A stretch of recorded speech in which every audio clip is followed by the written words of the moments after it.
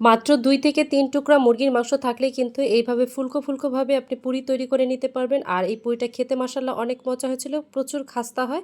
যাই হোক এই পুরিটা শেয়ার করছি আপনাদের সাথে। সো সাইমাজ কিচেন অ্যান্ড ব্লগের সাথেই থাকবেন। আর এর জন্য ১ম এ আমি এখানে ময়দা নিয়ে নিয়েছি। আপনারা চাইলে আটা দিয়েও করতে পারেন। তবে ময়দা দিয়ে করলে বেশি ভালো হয়। আমি এখানে ২ কাপ পরিমাণে ময়দা নিয়ে নিয়েছি। সামান্য পরিমাণে এখানে বেকিং পাউডার দিয়ে দিলাম। এরপরে পরিমাণ মতো এখানে লবণ দিয়ে দিয়েছি। আর এখানে রেগুলার যে রান্নার সয়াবিন তেলটা আছে সেই তেলটা দিয়ে দিয়েছি। আর সবগুলো উপকরণকে আমি খুব ভালোভাবে একেবারে ময়দার সাথে বেশ কিছুটা সময় নিয়ে একটু মিশিয়ে নেব। তারপরে এখানে অল্প অল্প করে পানি দিব। পানি দিয়ে একেবারে যেভাবে আটার ডোটা তৈরি করে ঠিক সেইভাবে করে আমি একটু বেশি নরমও না বেশি মানে শক্তও না এরকম একটা ডো তৈরি করে নেব। আর ডোটার উপরে আমি এখানে তেল দিয়ে প্রায় 10 থেকে 20 মিনিটের জন্য রেস্টে রেখে দেব। আর এদিকে আমি সয়াবিন তেল বসিয়ে দিয়েছি আর মুরগির মাংসটাকে একটু কিমা করে নিয়েছি। আপনারা চাইলে ছোটো ছোটো করে কেটেও নিতে পারেন। এরপরে মুরগির মাংসের মধ্যে আমি মরিচের গুঁড়া দিয়ে দিয়েছি প্রায় হাফ টেবিল চামচের মতো, জিরার গুঁড়া হাফ টেবিল চামচের মতো দিয়ে দিয়েছি, হলুদের গুঁড়া সামান্য পরিমাণে দিয়ে দিয়েছি। এরপরে স্বাদ মতো লবণ দিয়ে দিলাম। এখানে আমি আদার পেস্ট দিয়ে দিয়েছি অল্প পরিমাণে, সামান্য একটু রসুনের পেস্ট দিয়ে দিলাম। এরপর সবগুলো উপকরণকে আমি কিছুক্ষণ একটু ভেজে নেব। আসলে মুরগিটা দেওয়ার সাথে সাথে একটু শক্ত হয়ে আসবে। আপনি কিছুক্ষণ একেবারে সুন্দর করে মশলার সাথে মিশিয়ে নেবেন, তাহলে দেখবেন একদম ঝুরা ঝুরা হয়ে গেছে। আর এখানে আপনি কিছুক্ষণ খুন্তি দিয়ে নেড়ে কিন্তু একটু ঝুরা করে নেবেন। এরপর সামান্য পরিমাণে পানি দিয়ে দেব, জাস্ট মশলাটা একেবারে সুন্দর করে মাংসের গায়ের সাথে মিশে আসা পর্যন্ত। মাংসটাকে কিছুক্ষণ কষিয়ে নেওয়ার পরে এখানে আমি সুজি দিয়ে দিয়েছি। আর সুজি আমি পরিমাণ মতো প্রায় 5 টেবিল চামচ দিয়ে দিয়েছি। এরপরে সুজি আর মাংসটাকে খুব ভালোভাবে একদম মশলার সাথে মিশিয়ে নেব। আর কিছুক্ষণ সুজিটাকে মাংসের সাথে একটু ভেজে নেব।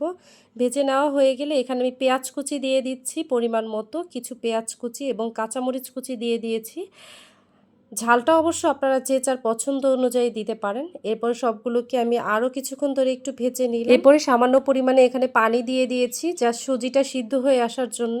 আর এখানে অল্প পরিমাণে আমি লবণ দিয়ে দেব, যেহেতু সুজি দিয়েছি তাই পরবর্তীতে একটু লবণ দিয়ে দিলাম। লবণ দিয়ে একদম সুজিটাকে আমি এখানে মাখা মাখা করে একদম শুকিয়ে নেব পানিটা, আর একটা সাইড করে রেখে দিলাম। আর যে আটার ডোটা আমি তৈরি করে রেখেছিলাম সেটা কিছুক্ষণ পরে আমি একটু মথে নেব, হাত দিয়ে খুব সুন্দরভাবে মথে নেব। মথে নেওয়ার পরে আমি এখানে যেই কয়টা আর কি পুরি তৈরি করতে চাই সেই কয়টা আমি কেটে নেব। আমি ছুরির সাহায্যে সবগুলো কেটে নিয়েছি।